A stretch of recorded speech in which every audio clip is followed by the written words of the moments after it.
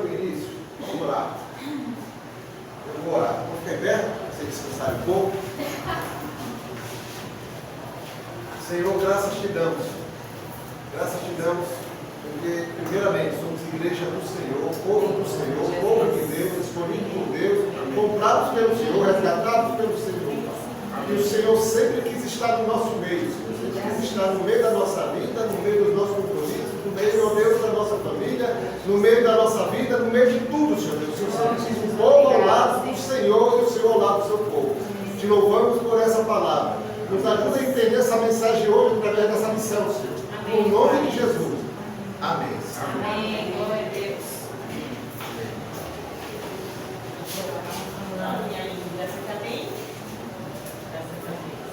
Prezados irmãos, hoje a lição, eu creio que tem uma carga espiritual muito forte. Mas vamos prosseguir, porque isso quem faz é o Espírito Santo.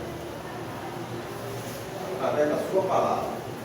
Quando se achega de novo, quando a gente vai estudar Hebreus, a carta aos Hebreus, eu confesso aos irmãos que eu já tinha lido Hebreus, mas nunca tinha estudado.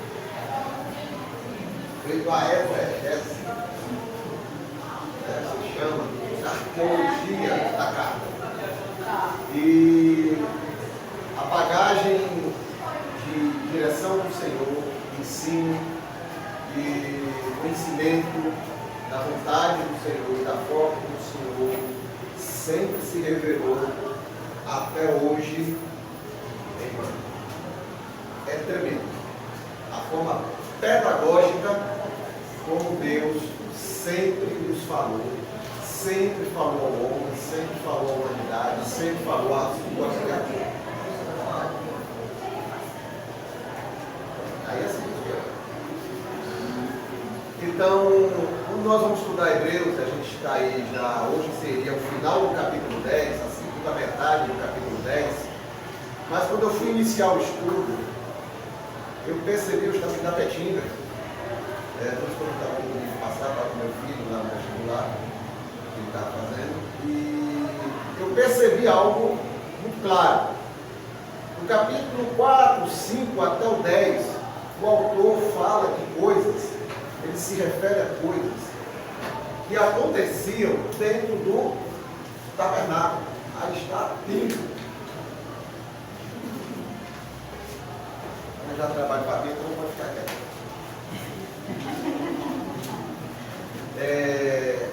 Ele se refere muitas vezes, lá no início ele se refere a Moisés recebendo as tábuas da lei, se refere aos anjos, né? Se refere a várias coisas no Velho Testamento, aos salmos, mas quando ele entra ali no final do 4 e aqui do 5 até o 10, ele se refere aos serviços religiosos que eram aconteciam dentro do tabernáculo. Ele se refere ao Pentateuco, os 5 primeiros livros. Ele se mira ali, por quê? O saduceu, que era uma das seitas da época de Jesus, né? Quando Jesus estava ali, ele só acreditava nos 5 primeiros livros, só os livros de Moisés. Não existia o restante. O restante era literatura, não era a palavra de Deus. Os fariseus acreditavam nos 5 e acreditavam nos salmos e nos profetas. E tinha o livro dos reis, que era histórico. Então ele estava falando de algo que aquele público entendia muito bem. Porque eram hebreus que agora eram cristãos, e se convertiram ao cristianismo. Então eles entendiam esse funcionamento. Então o objetivo da carta aos hebreus é o quê? Alcançar o público, como a gente viu, alcançar o público que estava desanimando na fé.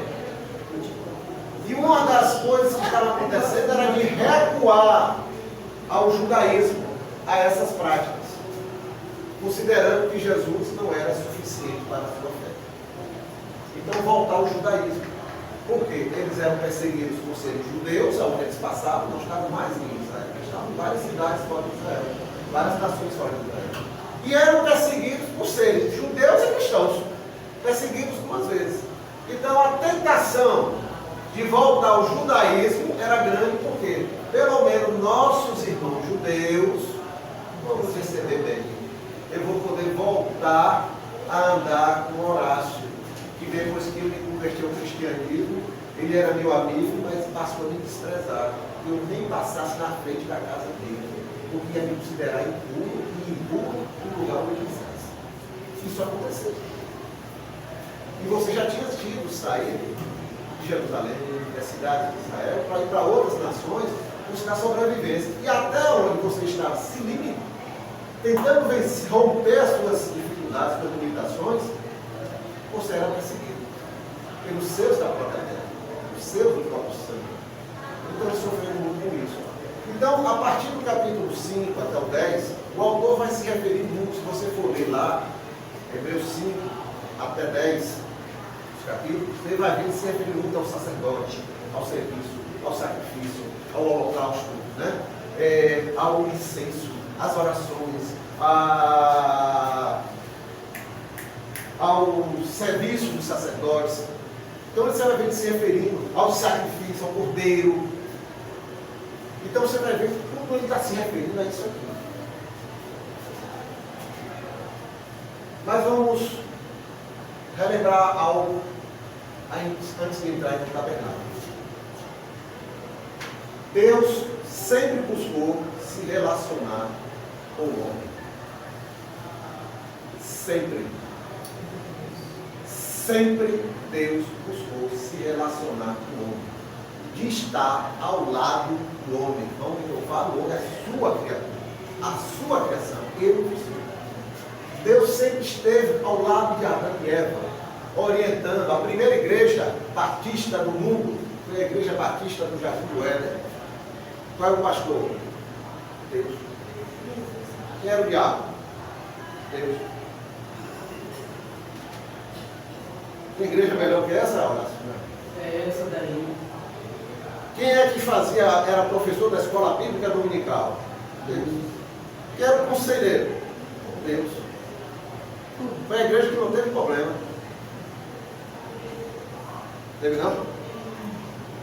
Ele não vai se meter Deus não interferiu na escolha dele. Mas o que eu quero enfatizar aqui é o quê? Deus estava sempre ali, orientando, ensinando, mostrando, se revelando ao homem.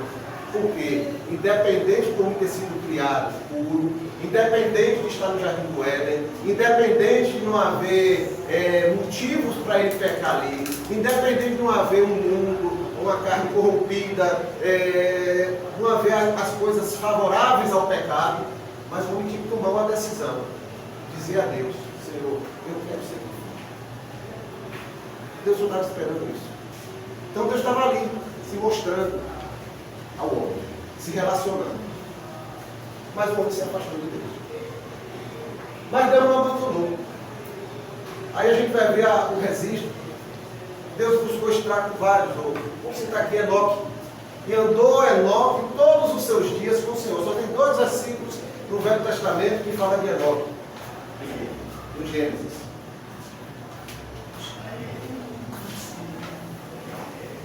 E andou Enoque todos os seus dias com o Senhor, até que o Senhor o levou para si. Assim é Deus buscando relacionamento. Deus esteve com Noé. E era Noé um homem temente a Deus. Deus se relacionou com Noé e revelou seus projetos a Noé. Deus esteve com Abraão. Nós já conhecemos. Deus esteve com Abraão. E chama Abraão: Abraão, sai da tua terra, da tua parentela, e eu vou contigo para uma terra que eu vou te mostrar, e te abençoarei, te farei uma grande nação.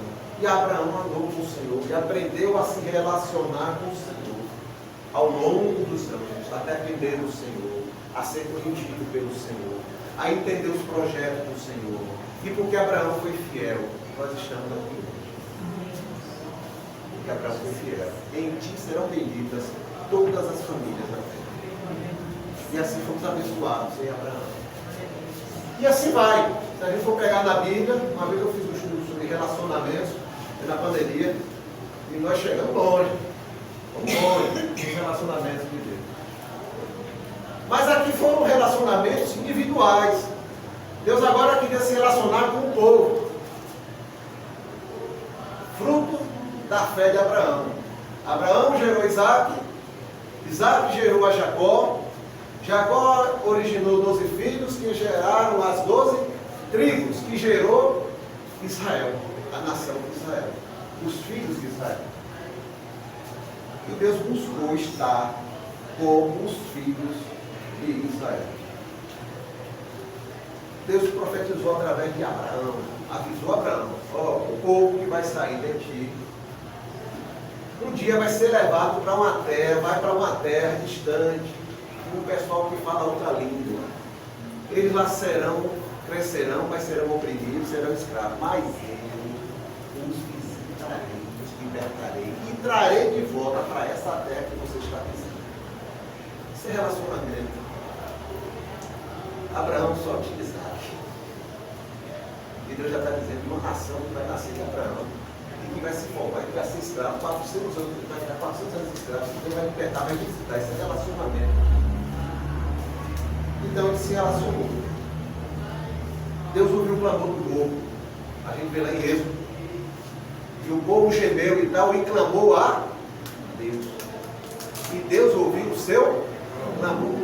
Em outra tradução diz que Deus ouviu um gemido do povo. Que povo? O povo que ele gerou através de Abraão. Que ele queria se relacionar. E Deus envia um libertador. E envia quem? Moisés.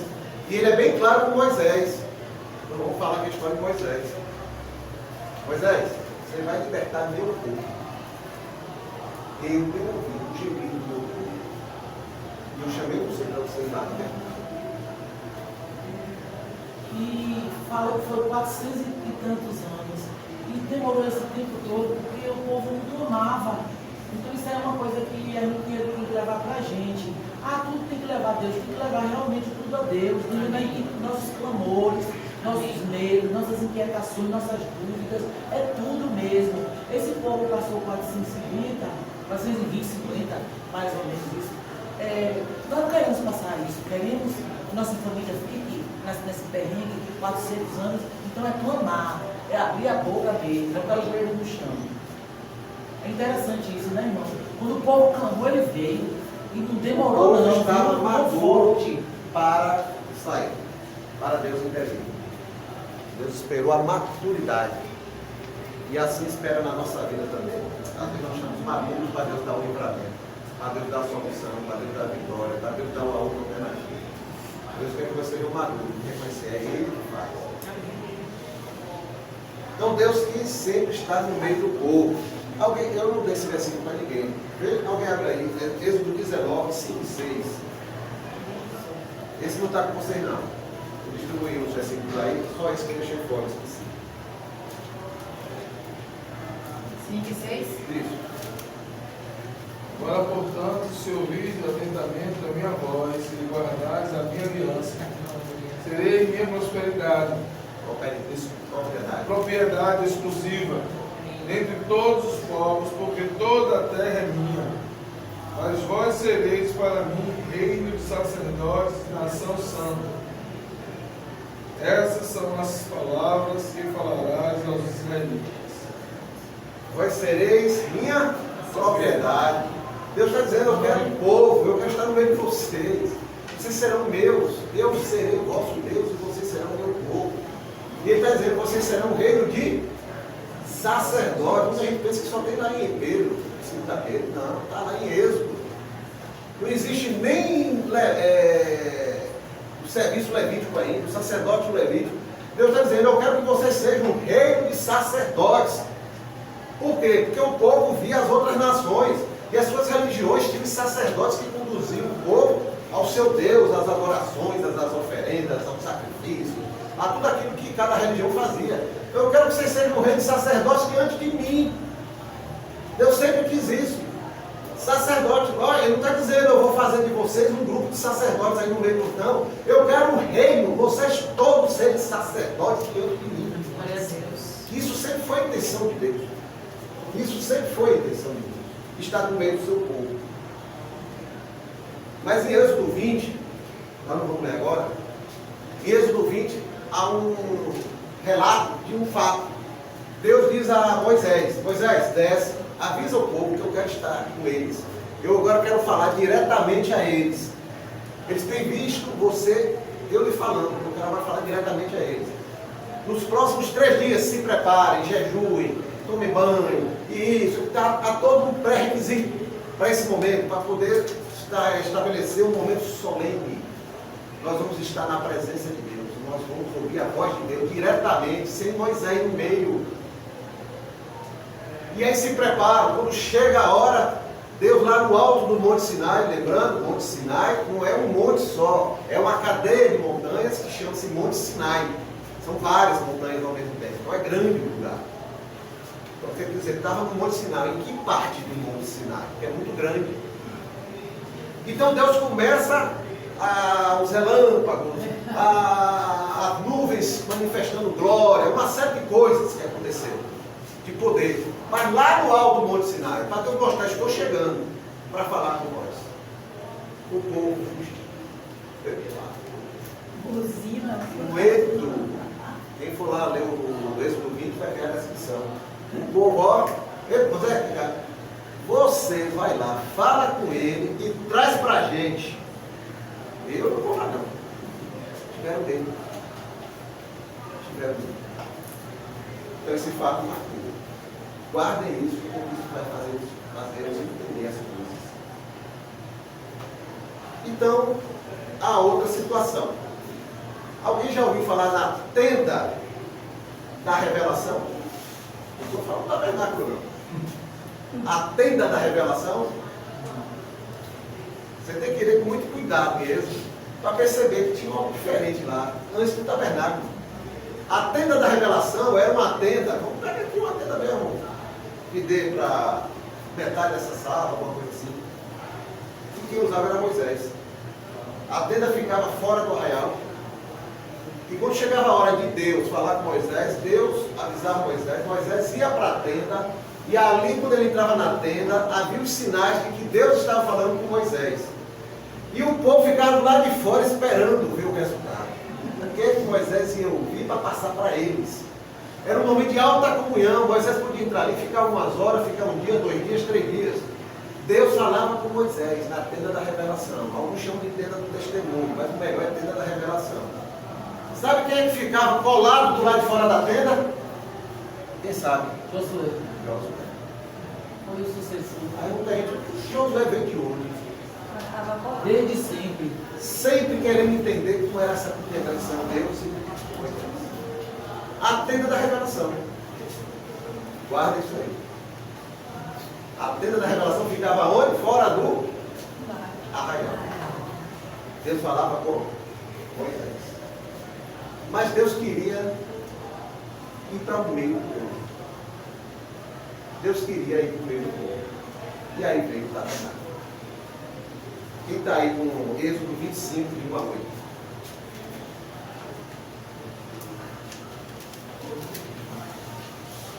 De 1 a 9, não? 1 a 9. É. Então falou o Senhor a Moisés, dizendo: fala aos filhos de Israel que lhe tragam uma oferta alçada de todo cujo coração se mover voluntariamente. Dele tornarei a minha oferta alçada.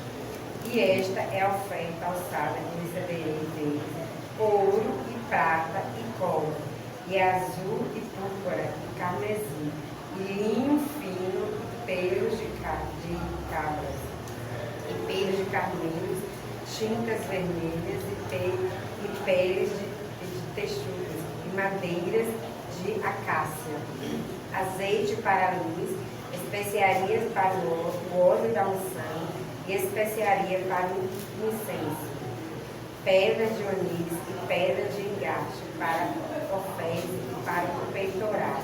E me farão do santuário e habitarei no meio deles, conforme tudo que eu te mostrar para modelo, porque eu estou sem óculos e tudo. Eu esqueci o óculos, para te mostrar para o modelo dele o tabernáculo e para dele todos os seus pertences a si mesmo farei. Leia só o versículo 8 agora. Isso foi a descrição de Deus dizendo que queria construir o tabernáculo, os materiais, e depois ele vai entrar em detalhes sobre medidas e tal. Mas leia só o versículo 8 agora. E me farão um santuário e habitarei no meio deles. E me farão um santuário, E habitarei na e eu habitarei no meio deles. No meio deles. Eu entreguei esse papel aí. Assim era o tabernáculo. Esse daqui. Onde é que está o tabernáculo? No meio das tendas dos filhos de Israel. Eram 12 tribos. Então eram 12 caravanas praticamente. Que formavam mais de 1 milhão de pessoas. O tabernáculo ficava aqui. 3 tribos ficavam aqui, 3 aqui, 3 aqui, 3 aqui. Na frente era Judá. Sempre teve a responsabilidade de ser a líder, a tribo líder. Em cima da tenda do tabernáculo ficava o quê? O fogo à noite. E ele só se deslocava quando era a hora de sair o acampamento. Então o tabernáculo ficava no meio. O que é que Deus está dizendo? A tenda de Moisés não será só mais de Moisés. Eu quero que seja do povo. A tenda que ficava fora do arraial, agora ficará no meio, para que todos me vejam. Todos do povo, por igualdade. Então todos ao meu redor. E eu no meio. Aí não. Esse sempre foi o desejo de Deus. Esse sempre foi o desejo.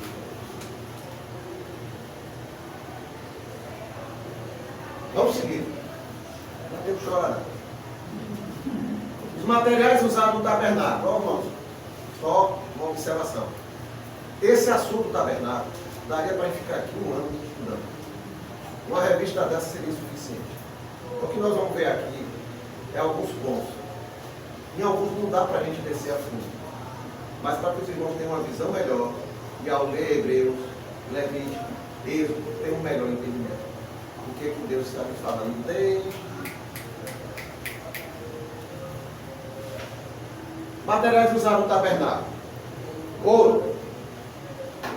Hoje está moderno. Ouro. O que significa o ouro?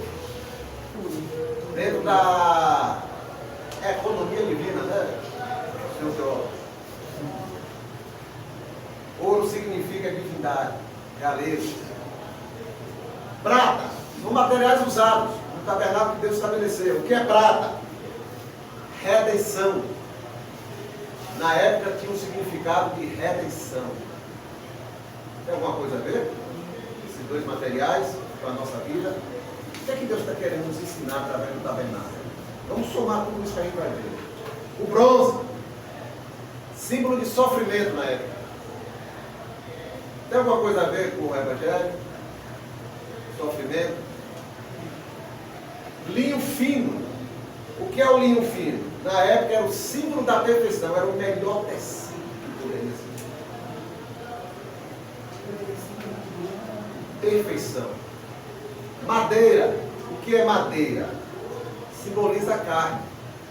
O tipo de madeira que pode queimar, que pode dar cupim, que pode envelhecer, que vai estragar. Mas tem a madeira de acácia, que ele pediu que também fosse usada. O que é a madeira de acácia? Era a melhor madeira conhecida na época. Era a madeira que não estragava, duraria o resto da vida. Totalmente intacta. Não se corromperia. Púrpura, símbolo da realeza. Escalarte, símbolo do sacrifício pela redenção. Tudo isso é sentido da época. Para alguns povos e para Israel. Azeite, unção. São materiais que tem que ter dentro do tabernáculo, serão usados. As cortinas, isso aqui é interessante. As cortinas, o que era a cortina? Cadê o desenho?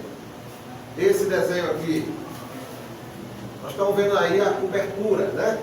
A cobertura do tabernáculo. O que é isso aqui, ó? Não está vendo aí? É mais ou menos assim, né? E dentro é o tabernáculo. A parte O lugar santo e o santo lugar, e o santo dos santos.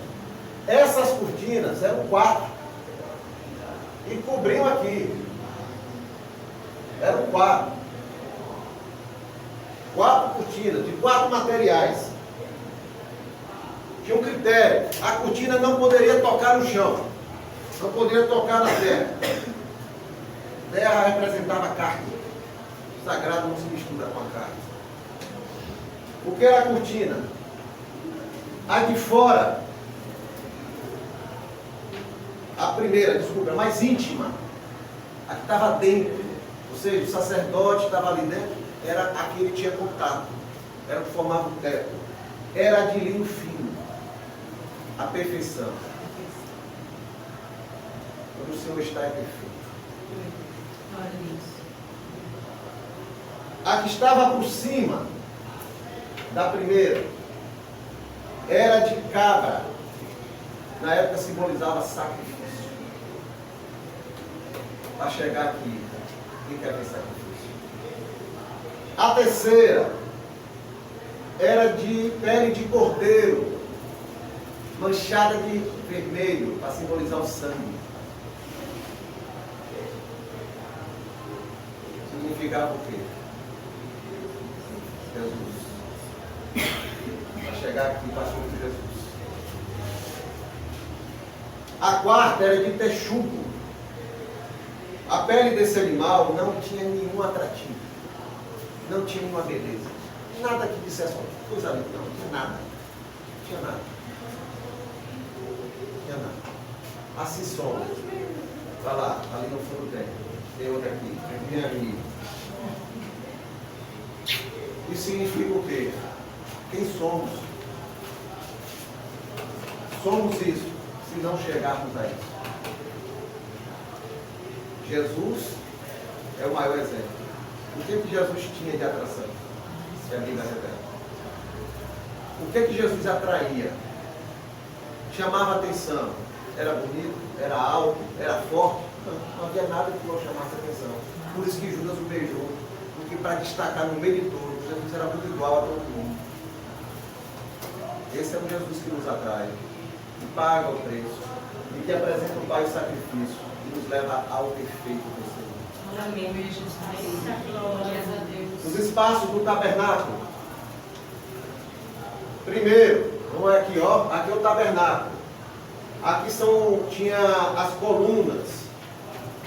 Tinha a quantidade, parece que eram 60 colunas. Tudo Deus estabeleceu. A distância entre uma e outra. Que material. E que não podia tocar no chão. A pele que estava ali, aquele material que estava ali. Eu disse em detalhes que eu não vou tocar aqui, porque seria muito assunto. Pronto. Aqui é a céu aberto. Qual o nome disso aqui? O pátio. O pátio. O átrio. O átrio. É isso mesmo. Senhor, eu quero estar nos teus átrios. E quando você vai para o templo, havia mais de um átrio. Senhor, eu quero estar nos teus átrios. Salmo 84, né? Uhum. O segundo espaço, esse daqui, aqui é a parte coberta, como a gente falou. Essa parte aqui. Então nós vamos agora aqui dentro. Esqueci, olha. Estamos aqui agora. Aqui é o lugar santo. O lugar santo. Alguns chamam também de santuário. Mas o nome oficial é lugar santo. E aqui é o terceiro espaço. O Santo dos Santos. Ou lugar santíssimo. Aqui só quem entrava era o sumo sacerdote. Uma vez por ano. Mais nada. Não havia como ter outra certa. Aí vem aquela pergunta curiosa. E como é que montava e desmontava esse negócio? Não podia então. Deus não disse o roteiro de como montar e como desmontar. Montava do Santo dos Santos para fora. desmontá-la daqui para dentro. Ordem do Senhor. Era para seguir esse bloqueio, não era para ferir ordem nenhuma. Como é que se monta? Começa do nosso interior. É isso?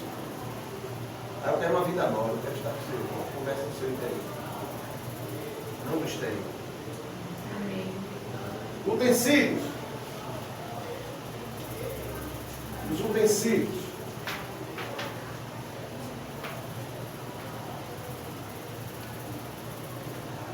Êxodo 40, 6 e 7. Quem está aí? Êxodo 40, 6 e 7. Alguém pegou aí? Eu leio.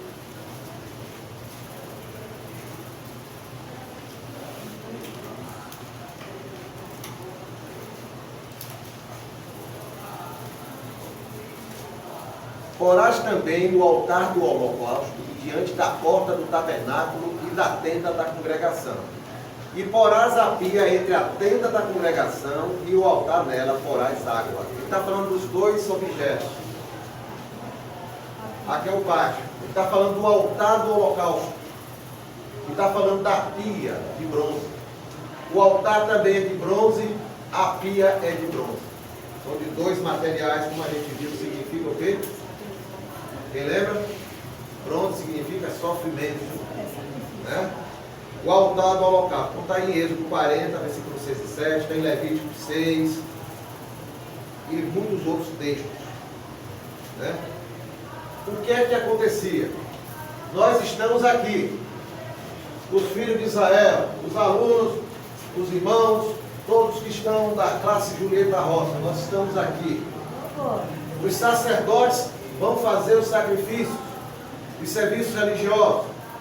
Eu quero oferecer um serviço, uma oferta ao Senhor em função do meu pecado. Eu sou autorizado a entrar e aqui um sacerdote vai me atender. O que é que eu tenho primeiro contato? Alguém tem que morrer. O altar do holocausto. O altar do holocausto. É aqui que é sacrificado o carneiro, a cabra, o boi, ia depender da situação. E aqui era jogada a gordura ou as partes do animal, dependia do tipo de sacrifício. Uns era só a gordura, outros era a parte do animal. Então, eu quero pedir perdão pelo meu pecado. Eu entro, o sacerdote me leva aqui, para que eu veja que aquele animal está sendo morto em meu lugar para pagar o meu pecado. Vamos guardando essas informações. Então aqui eu tenho uma primeira visão.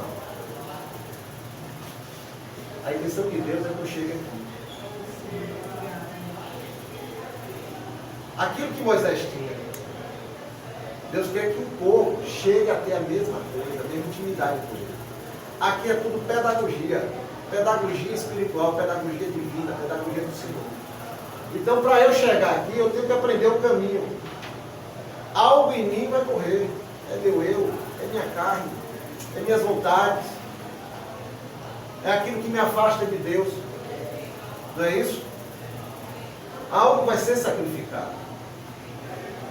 Então o sacerdote faz o sacrifício. O sacerdote vai fazer o quê? Ele se suja, porque ele vai pegar esse sangue.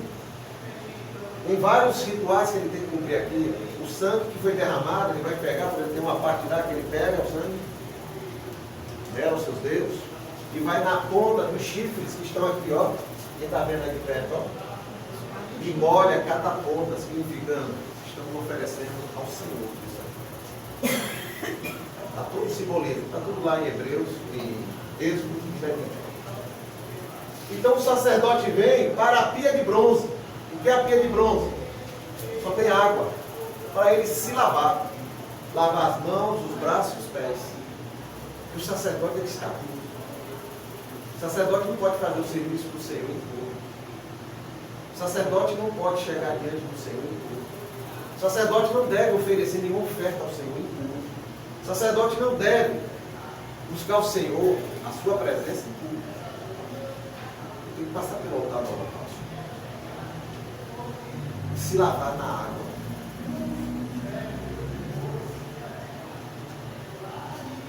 O que Hebreus 4, 12 e 13 fala?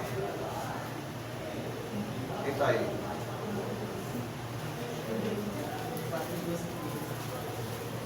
Hebreus 4, 12 e 13. Eu entreguei aí. Ixi. Não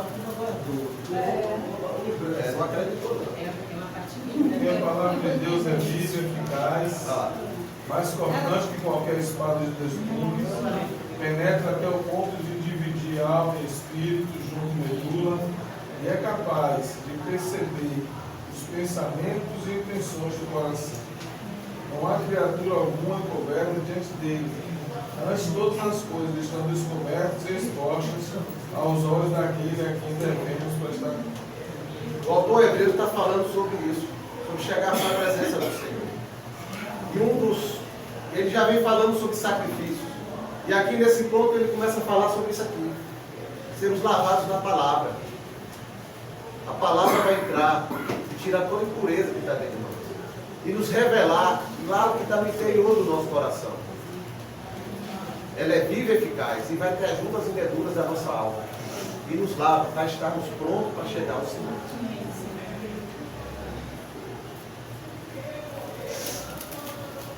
Então isso aqui é o pátio. Passamos pelo altar do holocausto. Fizemos o sacrifício.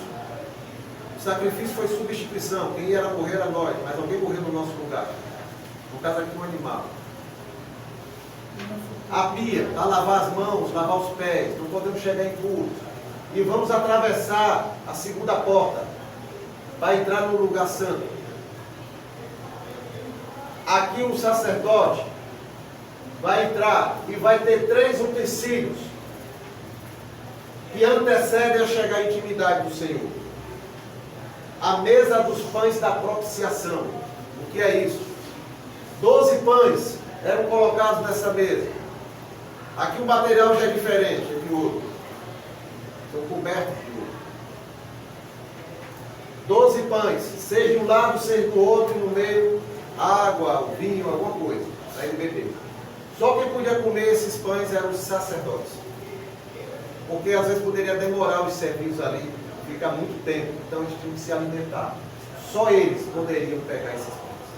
Só eles poderiam. Jesus é o pão da vida. Quem vive na presença dele é alimentado por ele. Candelabro. O ambiente aqui, como era coberto por couro de animais, ficava escuro. O candelabro era que iluminava o ambiente. Em todo o tempo que ele estivesse ali. O candelabro deveria ficar aceso 24 horas, todos os dias, enquanto o tabernáculo estivesse montado. O Espírito Santo iluminando nosso caminho, nosso ambiente, a nossa vida, para podermos chegar ao Senhor. Amém, Senhor. O altar do incenso. O altar do incenso ficava 24 horas aceso também, sendo colocado incenso aromático para perfumar o ambiente e para significando as orações. 24 horas de orações. Orais sem cessar. Amém. Para chegar diante do Senhor, eu preciso que o Espírito Santo me ilumine. Preciso me alimentar do pão da vida e preciso orar. Glória a Deus. Não tem como chegar à intimidade do Senhor. E essa última porta, quem entrava era só o sumo sacerdote, uma vez por ano, para pedir perdão por pecado de todo o povo. Primeiro ele pedia pelo dele, depois ele entrava a pedir perdão pelo pecado dele, pelo pecado de todo o povo. Era a Arca da Aliança, a famosa Arca da Aliança, toda coberta de ouro e com 2 querubins em cima de ouro puro. Representava o trono de Deus, representava a aliança de Deus com o seu povo e a presença de Deus no meio do seu povo. Está com vocês.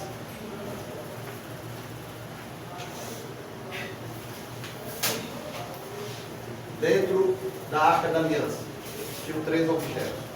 As tábuas da lei que Moisés recebeu no monte. A palavra de Deus deve estar nos nossos corações, está dentro da arca. Você é uma arca.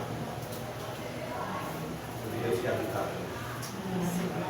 A vara de Arão, que comprovou que Arão era o escolhido de Deus. Só dele floresceu. Onde não havia vida, Deus fez nascer ressurreição. Símbolo da ressurreição. Jesus ressuscitou e nos deu vida. Estamos diante do Senhor.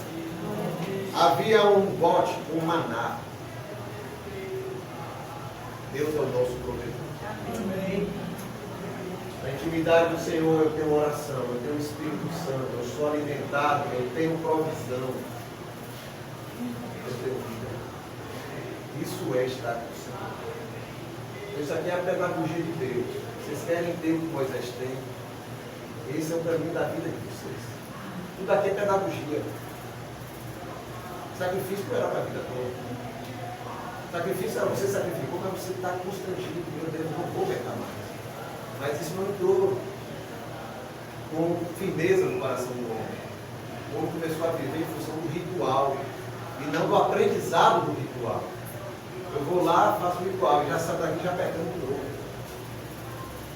Então isso destoou o que Deus queria ensinar.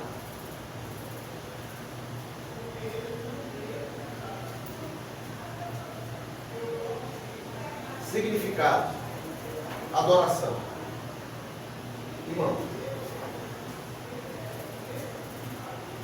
a maioria das pessoas estão aqui fora, admirando o que está aqui dentro, ou criticando, ou ridicularizando, ou escovando, ou até querendo estar, mas não quer pagar o preço. Quando você passa pela primeira porta, você percebe que é um preço você paga para chegar aqui. Sacrificar o nosso eu, nossas vontades, nossos desejos, renunciar ao mundo, dizer não a tanta gente. É preciso se purificar pela palavra, obediência à palavra. Esse é o primeiro estágio. E muitos ficam aqui. Muitos que conseguiram passar aqui, ficam aqui. E não têm uma intimidade com Deus. Chega a admirar quem tem, mas não querem pagar o preço de ter uma vida profunda nisso aqui, para poder passar pela segunda porta. A porta que vai nos levar à intimidade com Deus. Então, eu não me sacrifico tanto, eu não renuncio tantas coisas na minha vida, porque será que vale a pena? Se você conhecer a Deus, vale a pena. Se você quer estar com Deus de verdade, vale a pena. Eu conheço a palavra, tem coisa na palavra que é tudo. Tem coisa na palavra que é forte. Tem coisa na palavra que eu acho que era para aquela época. Deus nunca mudou sua palavra. A gente está falando do Deus eterno. Você tem vida eterna. Ele é eterno. O que é eterno? Ele não tem início nem fim. Isso é eterno. O que é ter vida eterna?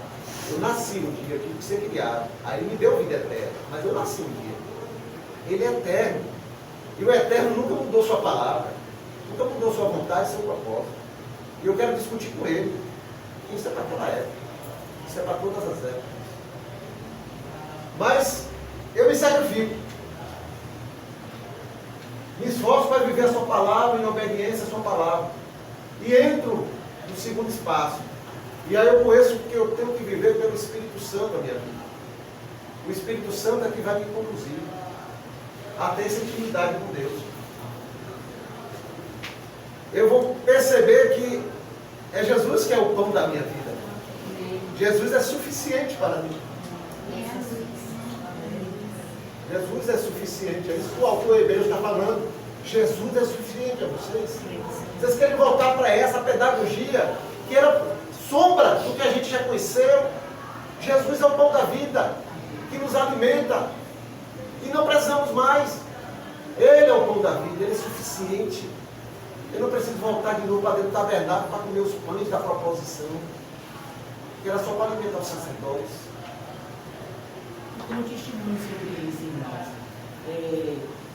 Essa questão da gente renunciar ao eu da gente, a gente não procurar se envolver nessas coisas do mundo, saber que tudo que acontece é para o nosso bem. Eu sofri uma injustiça muito grande no meu trabalho e eu soube, né, vieram me falar, foram pessoas que foram contra, e eu sei que eu não consegui o que eu mereço, eu acho que eu mereço, né? Aí eu comecei a ficar com aquela angústia, aquela coisa. Aí fui orar ao Senhor, e o Senhor me falou bem assim: Nico, o que eu tenho para dar a você, dinheiro do mundo nenhum vai comprar. Aí, quando eu ouvi isso, aí eu tomei a decisão de não ficar com raiva. Como o irmão falou, a gente tem que anunciar, a gente tem que crer. E, irmãos, realmente aconteceram 3 problemas de saúde na minha família. Primeiro, meu neto, que poderia nascer morto, ou não, nem sobreviver, ele está aí, ele vem aí para contar o testemunho. Minha mãe foi acometida de um câncer, fez cirurgia, está ótima, não precisa fazer químio nem rádio. Eu tenho o mesmo problema de minha mãe, não de câncer, mas o problema que ela tem de hemorragia e tudo. Fui fazer o exame e lá no endométrio, no mesmo lugar onde ela teve o câncer, tinha um pólipo meu. Foi tirado e foi levado para a biópsia. Quando saiu o resultado, só era um pólipo. Eu vou fazer cirurgia porque eu quero fazer. Estou esperando só autorização. Então foram vitórias, como ele me falou. O que eu tenho para lhe dar, o que ele tem para dar a cada um de vocês, dinheiro de mundo nenhum compra. Às vezes a gente fica querendo aquela promoção que eu tenho direito, que eu tenho aquilo. Mas que adianta tudo aquilo se a gente não tiver essa comunhão, a gente não puder ter esse livre acesso.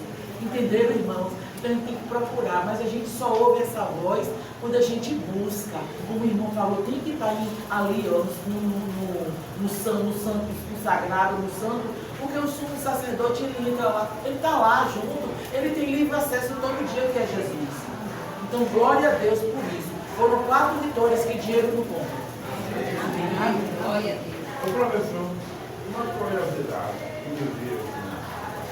Quando o rei Salomão edificou um primeiro templo, a Arca da Aliança foi para o primeiro templo. Agora, outra pergunta: quando o templo foi destruído, a arca foi para onde? Até hoje se procura. procura. Na hora que Ela você está em achar a algum- resposta, Ela está em algum lugar. É Tem o teorias. sonho dos arqueólogos. tem teorias, mas a gente depois fala sobre as teorias. Então, se eu estou aqui já nessa segunda etapa de buscar intimidade com Deus, eu descubro que a oração, preciso do Espírito Santo, preciso ter Jesus como suficiente para a minha vida e preciso orar. Incenso significava oração e adoração. Intimidade com o Senhor é adorar a Ele, é conhecer Ele como Deus. Eu preciso orar. Não há relacionamento com Deus sem oração. Não há relacionamento com Deus sem oração. Não há relacionamento com Deus sem oração. A verdadeira adoração flui de uma vida dirigida pelo Espírito Santo, que depende do Senhor, um provedor e que ora. Esse o adora. Esses são os verdadeiros adoradores. Amém? E aí eu entro na terceira porta. Chego ao Santo dos Santos. Santo dos Santos. Para estar plenamente, vou dizer aqui plenamente, mas em intimidade com o Senhor. De eu falar e ouvir o Senhor, como Moisés ouviu. De ter o Senhor como meu Senhor, como meu Pai, como meu amigo, como meu mestre, em todas as áreas da minha vida. E aí vai as portas do tabernáculo. A primeira porta era conhecida entre os hebreus como caminho. Você achou o caminho. A segunda porta era conhecida como verdade. A terceira porta como vida. Então, quando Jesus disse: eu sou o caminho, a verdade E a vida. ninguém vem ao Pai. Era isso que Jesus está dizendo. Amém, Senhor. Aleluia. Glória a Irmãos, Deus. isso aqui é muito profundo. Glória a Ninguém vem ao Pai se não for por Deus. Glória a Deus. Ele fez o sacrifício. Sua palavra nos santifica. Ele é a nossa suficiência. Ele nos deu o Espírito Santo para nos guiar. Glória a Deus. nossas orações em nome dele. E ele nos ensinou a adorar o Pai, assim, o Pai, obedecer ao Pai, nos leva à presença do Senhor. Amém, Senhor. Ele reza domingo às 3 portas de uma só. Eu sou a porta das ovelhas. Ô professor, agora essa arca aí, porque tem muitas denominações que usam essa arca como se fosse um propósito. Qual é esse Sim. propósito? Esse propósito de voto, de dinheiro. Você põe o nome, sua vida financeira, sua vida estável, seu casamento está destruído. Então, assim, eles fazem isso para as pessoas terem fé? Ou é uma coisa assim, que não é assim, que não é de como falar, que não é um voto, que não é uma coisa verdadeira de Deus, né? Como acabou de falar aí agora, né? Como eu já fiz esse tabernáculo, essa denominação de voto. Mas eu acho que isso aí, será que é fé deles mesmo? É a fé deles? Não. Fé é. Todos nós temos fé. A questão é no que eu coloco a minha fé. Ok? Porque eu posso colocar a minha fé no meu emprego, no meu dinheiro, no meu conhecimento, na minha força, né? Segundo alguns ali na mesa dele, né? Por aí vai, né? Agora, o que é isso aqui? A arca é porque ganhou simbologia maior. Tudo são figuras e símbolos do que viria na frente. O tabernáculo é uma figura. Seria para ensinar o povo, uma pedagogia. O povo não tinha condição de entender naquele momento que Jesus, o Filho de Deus, viria, se seria carne e morreria na cruz, seria o Cordeiro de Deus, no lugar de tudo isso aqui. Então é símbolo. Tudo aqui é símbolo. A arca é um símbolo. O problema é quando você transforma um símbolo que Deus usou para nos ensinar coisas maiores, de que nós temos que estar na intimidade dele, nós temos que estar dentro do nosso coração com a sua palavra, dependente dele, conhecendo a ele, buscando a ele, e transformando um objeto que é apenas um símbolo em algo que vai mudar a minha vida. Não é o objeto, quem muda é Deus. Por isso que Jesus é suficiente. É isso que o Ezequiel está falando. Eu tenho que vocês têm que entender, está falando ao público. Vocês têm que entender que Jesus é suficiente para vocês. Tudo isso aqui foi símbolo do que Deus estava tentando nos ensinar, para que nós sejamos maduros. Por isso que a gente viu umas 2 aulas atrás. Vocês já deveriam ser maduros, porque essas coisas vocês já deveriam ter entendido. E vocês recuam, caem, ficam vacilando, por quê? Porque vocês não querem pagar o preço. Vocês não querem pagar o preço da renúncia. Vocês não querem ser lavados na palavra. Vocês estão abandonando a suficiência de Jesus na vida de vocês. Vocês não estão deixando o Espírito Santo conduzir a vida de vocês.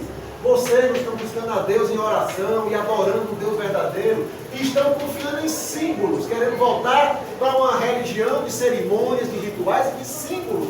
Isso foi lá atrás. Deus ensinando a gente pedagogicamente. Como a gente pega a Márcia está aqui, professora de criança. E quem é mais professora? Não estou lembrado agora. E professora também. Você lá na fase infantil, você ensina a criança aqui a letra A, aí você bota do lado um avião, para ele associar o A, é avião. Mas um dia ele tem que desgrudar do avião, é A, é a palavra A. Eu estou mostrando aqui que Jesus vai vir e vai fazer tudo isso, mas desgrudem disso e agora é Jesus. Agora é Jesus. Não precisa mais levar essa arca. Ela teve um símbolo? Teve. Forte? Teve. Deus manifestou seu poder através de tudo isso aqui, manifestou. O povo tinha medo da arca. Os povos que Israel ia enfrentar tinham medo, lá vem a arca. E tremiam na base. Os filisteus que se falam. mas passou. Porque Jesus agora é suficiente. O da honra e o da glória agora é dele. Não de uma arca, não de um candelabro, não de uma mesa de propiciação, não de um altar de incenso, não de uma pia de bronze, não de um altar de holocausto. E o último holocausto que foi feito foi Jesus. Não precisa repetir mais nada. Eu agora, aí vamos. Hebreus 1, de 1 a 3. Quem pegou aí? Pode falar aí. Havendo Deus antigamente falado muitas vezes e de muitas maneiras aos pais, pelos profetas, a nós falou-nos nestes últimos dias pelo Filho, a quem constituiu herdeiro de tudo e por quem fez também o mundo, o qual, sendo resplendor da sua glória e a expressa imagem da sua pessoa, e sustentando todas as coisas pela palavra do seu poder, havendo feito por si mesmo a purificação dos nossos pecados, assentou-se à destra da majestade nas alturas. O que ele está dizendo? A gente viu lá no início, que estava aqui no início. Deus estava no alto do monte, queria conversar com o povo o quê? Fugiu com medo, mas Deus queria estar no meio do povo. Deus começar com Moisés estava com a tenda da revelação, aonde? Fora do arraial. Deus bota o tabernáculo no meio do arraial, no meio, para poder estar com o povo. Então o que ele está dizendo agora? Deus, Jesus, é a expressa imagem do ser de Deus, e Ele andou entre nós, foi Deus andando no nosso meio, Deus andando aqui, pegando na gente, comendo com a gente, sentando com a gente. Deus esteve conosco na pessoa do Filho. É isso que ele está dizendo em Hebreus. Deus esteve aqui, e Ele falou muitas vezes lá atrás, aos pais, aos nossos pais, a todas as gerações, pelos pais, pelos profetas, falou por sonhos, falou por anjos, falou de diversas formas. Agora Ele falou pelo Filho. Ele mandou o Filho. Jesus é a maior e a última revelação de Deus, a perfeita. É isso que Ele está dizendo em Hebreus. A sombra daquilo que a gente vê hoje, né? Tudo foi revelação. Tudo era uma revelação que o povo não conseguia enxergar do jeito que a gente vê hoje, porque Jesus é a plenitude dos tempos. E gera um choque, né? Vai dizer que não é chega. Temos que nos colocar no lugar deles. Né? Hebreus 4, 14 e 16. Estamos encerrando. Visto que temos um grande sumo sacerdote, Jesus, Filho de Deus, que penetrou no céu. Retemos firmemente a nossa confissão, porque não temos um sumo sacerdote que não possa padecer das nossas fraquezas. Porém, que como nós em tudo foi tentado, mas sem pecados. Chegamos, pois, com confiança ao trono da graça, para que possamos alcançar misericórdia e achar graça, a fim de sermos ajudados no tempo oportuno. O sumo sacerdote atravessava isso tudo para chegar aqui em nome de todos nós. Ele está dizendo que nós temos agora um último e grande sumo sacerdote, foi Jesus, que cumpriu todo esse roteiro e não precisa mais ser cumprido. Jesus chegou aqui em nosso nome, em nosso lugar, e intercede por nós. Por isso que ele está dizendo, como Jesus fez todo esse roteiro, cheguemos, pois, com confiança ao trono da graça, que representava a presença de Deus. Cheguemos com confiança, não tenham mais medo, não tenham medo do Senhor, o Senhor quer nos receber. Lavem suas vidas, sejam pelo Espírito Santo, orem e cheguem diante do Senhor. É esse o significado. Para encerrar, Hebreus 10, 19 a 23. Tendo, pois, irmãos, todavia para entrar no santuário pelo sangue de Jesus, pelo novo e vivo caminho que Ele nos consagrou, pelo véu, isto é, pela sua carne, tendo um grande sacerdote sobre a casa de Deus.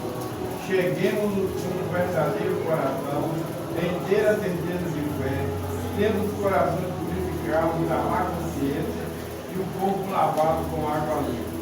Detenhamos firmes a confissão de nossa esperança, porque fiel que prometeu.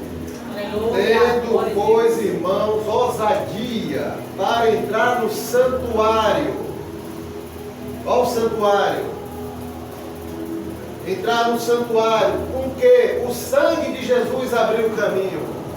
o sangue de Jesus, e estabeleceu um novo caminho. Não é mais esse ritualismo, não é mais esse cerimonialismo. Ele agora fez o último sacrifício e nós podemos chegar pelo novo e vivo caminho. Por que vivo? Porque isso aqui era cerimônias e rituais, agora é vida. Eu não preciso repetir um ritual, eu não preciso seguir uma cerimônia, eu não preciso de um sacerdote para tomar minha frente, não. É eu diante do Senhor. Eu sou o sacerdote da minha vida. Eu sou o sacerdote. Então, quer dizer, pelo novo e vivo caminho que Ele, quem? Jesus nos consagrou. Como? Pela sua carne. Ele foi o sacrifício. Ele foi o holocausto que abriu esse caminho. E tendo um grande sacerdote sobre a casa de Deus, cheguemos, pois, com verdadeiro coração, em inteireza, certeza de fé, com a purificados da má consciência e lavados com a água limpa, retenhamos firme a confissão da nossa esperança, pois fiel é aquele que nos concedeu. É isso que Hebreus está falando. Jesus é a maior e última revelação de Deus. Jesus entrou no tabernáculo celestial, não é mais esse daqui feito com mãos humanas. Jesus entrou no tabernáculo celestial como sumo sacerdote, no tabernáculo dos céus. Portanto, cheguemos com confiança ao trono da graça. A gente viu aí, tudo isso aqui foi em Hebreus. Tenhamos ousadia. Por que ousadia? Porque o povo tinha medo antes, receio. Então, cheguemos com ousadia para entrar no santuário. Por quê? Porque ele pagou o preço. O nosso sumo sacerdote pagou, já entrou, e ele foi o próprio Cordeiro. Pelo novo e vivo caminho. Não é mais esse caminho agora direto, eu e o Senhor direto. Eu sou sacerdote diante do Senhor. Cheguemos com verdadeiro coração e certeza da fé. Amém. Amém? Amém. Glória a Deus. O Senhor nos abençoe a entender essas profundidades. Amém. Isso é pura vida espiritual, genuína, de quem quer buscar intimidade com o Senhor, conhecer o Senhor na sala do trono, nos atos do Senhor. Amém? Fica em pé. Glória a Deus. Aleluia. Teria muitas outras coisas para falar, irmão. Mas é muita bagagem para 40, 50 minutos. Sobra isso aqui, daria várias aulas. Tem outras coisas para falar, mas o Senhor nos abençoe com aquilo que Ele nos trouxe hoje. Amém. Assim o Senhor faz nas nossas vidas. A cada dia uma revelação. Dá uma estudadinha pelo WhatsApp. E vamos botar aí no grupo a gravação, né? Se não quiser conferir. Depois a gente vai conversando. Hebreus não acabou, né? Domingo que vem é Hebreus 11.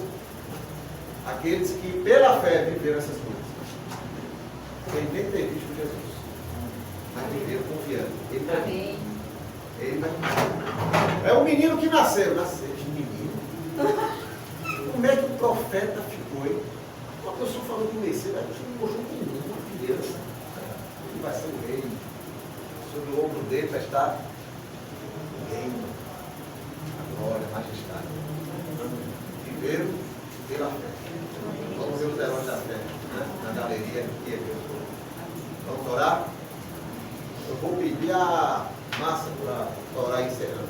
Oremos. Deus Todo-Poderoso, grande é o seu poder, a sua majestade, Senhor, toda a honra e toda a glória, Senhor. Amém. Nós estamos aqui diante de Ti, diante de Sua palavra que é viva e eficaz e corta como faca e dois gumes, meu Senhor. Amém. Uau, Senhor, quanto poder o Senhor dá de presente para a gente, Deus. Gratidão, meu Deus, porque essa palavra nos seguirá durante a semana para toda a eternidade, Senhor. Gratidão porque não precisamos mais de um sacerdote humano, meu Jesus. O Senhor é o nosso sacerdote eterno, que rasgou o véu e que nos dá livre acesso de madrugada, de manhã, de noite, no escuro, no claro. Em qualquer momento o Senhor está acessível, meu Pai. Nós agradecemos por essa aula brilhante, onde o Senhor foi o grande ministro. O Senhor usou seu servo com suprema superioridade. Nós agradecemos porque somos tão pequenos, Senhor, mas nos alimentamos com alimento tão rico e tão farto, meu Senhor.